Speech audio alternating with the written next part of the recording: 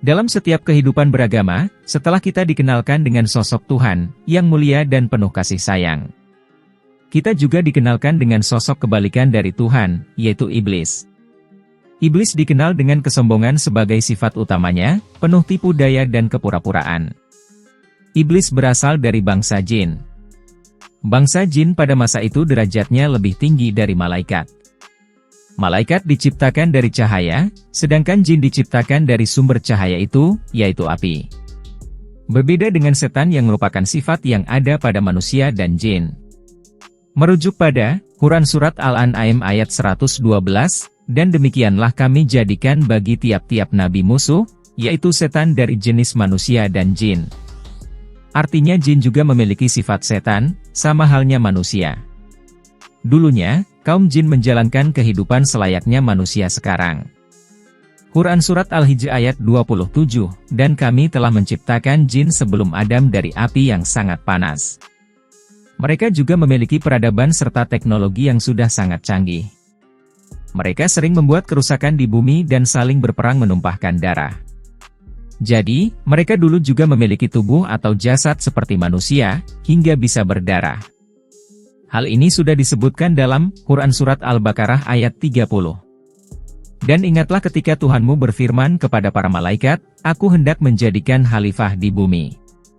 Mereka berkata, apakah engkau hendak menjadikan orang yang merusak dan menumpahkan darah di sana, sedangkan kami bertasbih memujimu dan menyucikan namamu?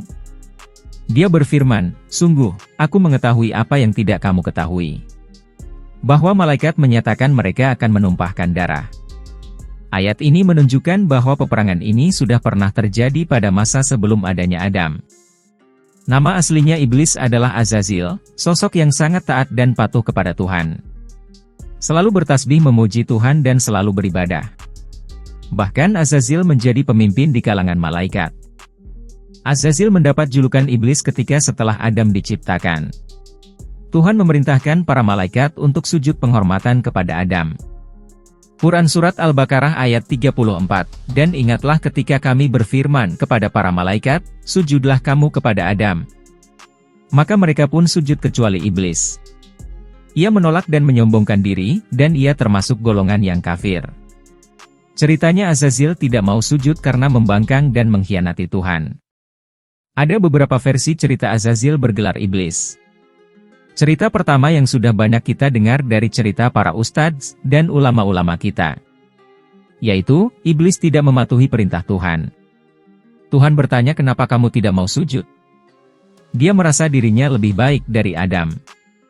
Dia merasa lebih mulia dari Adam yang diciptakan dari tanah. Quran Surat Al-Araf ayat 12-16. Allah berfirman, apakah yang menghalangimu sehingga kamu tidak bersujud kepada Adam ketika aku menyuruhmu? Iblis menjawab, aku lebih baik daripada dia. Engkau ciptakan aku dari api, sedangkan dia engkau ciptakan dari tanah. Allah berfirman, maka turunlah kamu darinya surga, karena kamu tidak sepatutnya menyombongkan diri di dalamnya. Keluarlah. Sesungguhnya kamu termasuk makhluk yang hina. Iblis menjawab, berilah aku penangguhan waktu, sampai hari mereka dibangkitkan. Allah berfirman, benar, kamu termasuk yang diberi penangguhan waktu.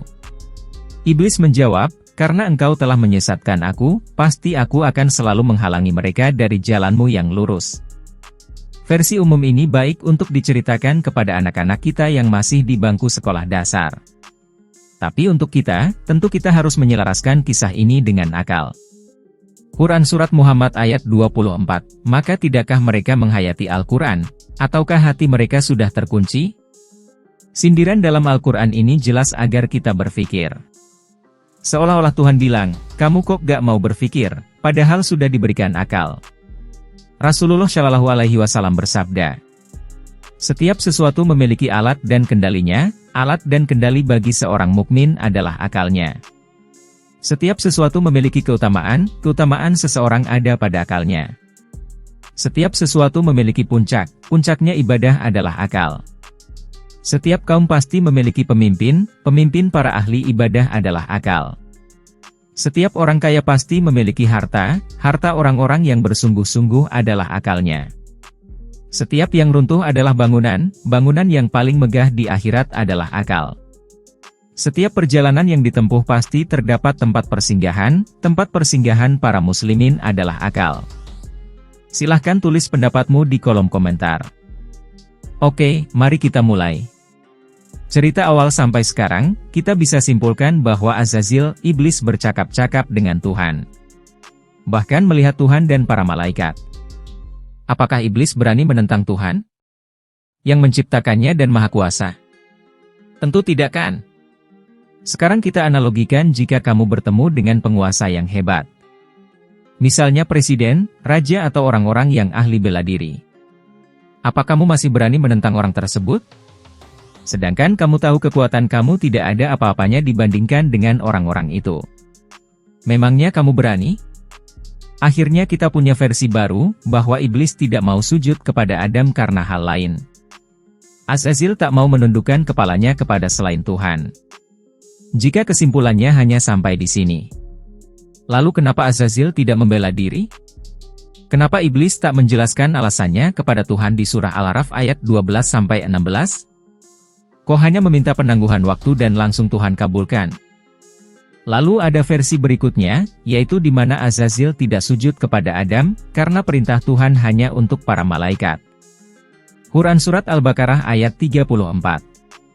Dan ingatlah ketika kami berfirman kepada para malaikat, sujudlah kamu kepada Adam. Dikarenakan Azazil dari golongan jin, maka dia merasa perintah ini hanya untuk malaikat. Jika iblis juga ikut sujud, tentu dia sudah melanggar perintah Tuhan. Tapi versi ini tak juga dijelaskan Azazil. Dia tidak membantah pertanyaan Tuhan pada surah Al-A'raf tersebut. Harusnya iblis bisa bilang, Tuhan, perintahmu kan hanya untuk malaikat. Aku bukan malaikat.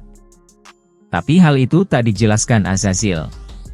Quran Surat Al-Kahfi ayat 50. Dia adalah dari golongan jin, maka dia mendurhakai perintah Tuhannya. Iblis malah bernegosiasi dengan Tuhan dengan meminta penangguhan waktu. Apakah layak bagi iblis meminta sesuatu dari Tuhan ketika tak melakukan perintahnya? Silahkan tulis pendapatmu di kolom komentar. Versi terakhirnya. Iblis merupakan skenario besar Tuhan. Tuhan sengaja memberikan iblis peran antagonis dalam kehidupan manusia. Dimulai dari membangkang atas perintah sujud kepada Adam. Karena dia sudah mendapatkan peran besar sebelumnya. Tuhan menjadikan iblis layaknya agen rahasia. Sebagai contoh dan simbol dari kebalikan sifat Tuhan. Sebagai ujian manusia di dunia. Quran Surat At-Tariq ayat 16. Dan aku pun membuat rencana, tipu daya, yang jitu. Karena pada awalnya, Tuhan berencana untuk menjadikan Adam sebagai khalifah di bumi. Rencana inilah yang membuat iblis sebagai penyebab terusirnya Adam dan Hawa dari surga. Ingat kembali pada firman Tuhan dalam Quran Surat Al-Baqarah ayat 30. Tuhanmu berfirman kepada para malaikat, aku hendak menjadikan khalifah di bumi. Apa jadinya jika iblis tidak menggoda Adam dan Hawa untuk memakan buah huldi? Tentu mereka tetap berada di surga selamanya. Lalu kenapa Tuhan tidak menghentikan iblis ketika menggoda mereka? Padahal di surga pun ada malaikat. Memangnya Adam tak pernah berbicara dengan malaikat? Kenapa juga malaikat tak menghentikan iblis? Itu berarti Tuhan membiarkan kejadian tersebut, agar skenario Tuhan berjalan mulus, tentunya agar Adam menjadi khalifah di bumi. Jika iblis yang kita kenal sekarang bertugas menggoda manusia. Lalu kenapa pada masa sebelum Adam? Kaum jin suka berperang, merusak dan menumpahkan darah di bumi. Siapakah yang menjadi iblis sebelumnya pada masa itu? Jika pengkhianatan itu benar adanya, dan iblis memusuhi semua anak cucu Adam, tentu dia tidak mau menemui utusan Tuhan. Kok iblis malah mengunjungi Nabi Muhammad untuk membeberkan rahasia kelemahan-kelemahannya? Iblis datang menemui Nabi Muhammad atas perintah Tuhan. Lihat, bahkan iblis masih menuruti perintah Tuhan. Artinya, iblis mendapatkan tugas yang sangat berat dari Tuhan. Jika iblis berhasil dalam menjalankan misinya, tentu Tuhan juga akan memberikan surga untuknya. Surganya iblis tentu saja neraka. Karena iblis diciptakan dari api yang sangat panas. Berasal dari api, dan kembali kepada api. Selayaknya manusia, dari tanah dan kembali kepada tanah. Versi yang sebenarnya menurut Al-Quran adalah, bahwa iblis adalah perwujudan dari sifat yang dilakukan oleh setan saat berbisik pada diri manusia. Sebenarnya atas kesalahan Adam sendirilah mereka terusir dari surga, karena mengikuti bisikan setan. Apa kamu masih ingat ketika Adam digoda? Kalau kita perhatikan ayatnya, maka yang menggoda Adam adalah bisikan setan. Tidak ada tulisan bahwa iblis yang menggoda Adam. Quran Surat Al-Araf ayat 20-22. Kemudian setan membisikkan pikiran jahat kepada mereka agar menampakkan aurat mereka, yang selama ini tertutup. Dan setan berkata, Tuhanmu hanya melarang kamu berdua mendekati pohon ini, agar kamu berdua tidak menjadi malaikat atau tidak menjadi orang yang kekal dalam surga. Dan dia setan bersumpah kepada keduanya, sesungguhnya aku ini benar-benar termasuk para penasihatmu. Dia setan membujuk mereka dengan tipu daya. Ketika mereka mencicipi buah pohon itu, tampaklah oleh mereka auratnya, maka mulailah mereka menutupinya dengan daun-daun surga.